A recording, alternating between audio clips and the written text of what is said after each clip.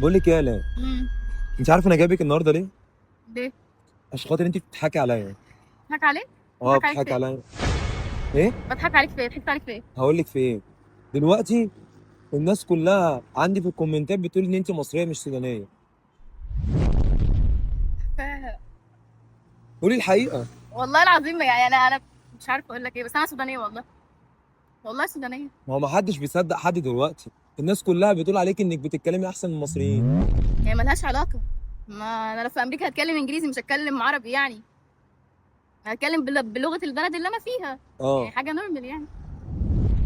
يعني غير كده انا بجد بقى بتضايق قوي ان الناس سايبه المحتوى والحاجه اللي احنا بنتكلم فيها وبتركز انا اصلا منين ولغتي ايه ومش عارفه. انت فاهمني وانا بوصل رساله معينه. اسمعني إيه يعني ركز في الرساله مش في لغتي وانا منين ومش منين. مش تفرق في حاجه. بس انا بجد من السودان يعني.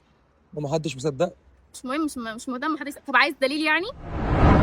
دليل، عايز يا اثبات ريت. يعني اجيب لك بطاقتي؟ انت بتنرفزي عليا ليه؟ انا مالي؟ هي الناس اللي طب ما شايفاكي. انا مش عارفه. ما انت بتسالني وتقولي جايبك وبتاع يعني ايه يعني؟ ما أنا قلت لك سودانيه.